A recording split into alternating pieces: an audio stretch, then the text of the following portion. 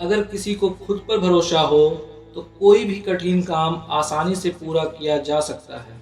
रामायण में ऐसा ही एक प्रसंग है कि वानर सेना माता सीता की खोजबीन करते हुए जब समुद्र तट पर पहुंची तो विशाल समुद्र को पार कर लंका जाना कठिन प्रतीत होने लगा।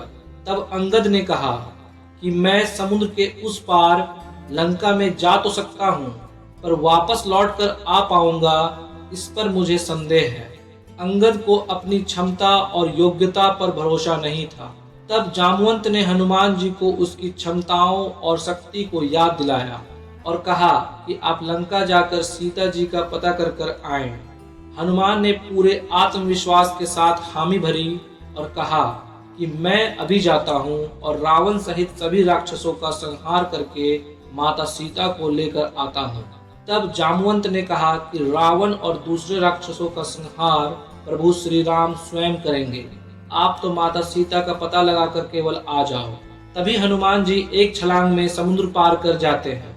रास्ते में सुरसा और सिंहिका ने उन्हें रोकने की कोशिश भी की, मगर उनका आत्मविश्वास जरा कम नहीं हुआ और वह लंका पहुंचे। वहां कई राक्षसों का संहार किया, अशोक वाटिका में मां सीता जी से मिले और फिर लौट आए। इस प्रसंग से हमें सीख मिलती है कि जब हम किसी उच्च मुकाम की तरफ जाते हैं तो मन में आशंकाएं और भय जरूर आ जाता है, मगर हमें इनसे पार पाने के लिए अपने भीतर के भरोसे को मजबूत रखना चाहिए।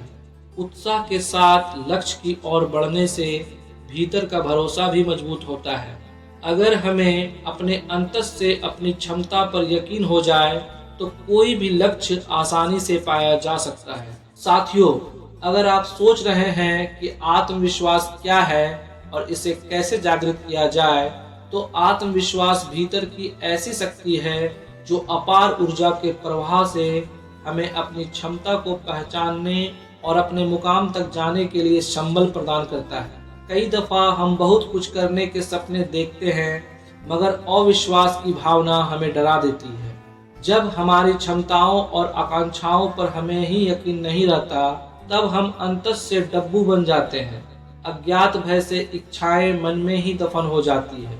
इन दबी इच्छाओं को जागृत करने के लिए ही भीतर का भरोसा पैदा करना पड़ता है। अगर आपको खुद पर विश्वास नहीं है तो आप डरपोक हैं। क्या आपने कभी सोचा है कि पर्वतारोही खिलाड़ी आदि भी दूसरे लोगों की तरह ही होते हैं, फिर वे इतने कठिन लक्ष्य आसानी से कैसे पा लेते हैं? तो इसका जवाब है आत्मविश्वास, खुद पे भरोसा। जिन्हें अपनी क्षमताओं पर यकीन हो जाए वही बन पाता है खतरों का खिलाड़ी। आप भी आत्मविश्वास बढ़ाने के आसान तरीके अपना सकते हैं। नंबर 1, आत्मविश्वास के लिए किसी दूसरे की तरफ देखने की जरूरत नहीं है, यह आपके भीतर ही मौजूद है।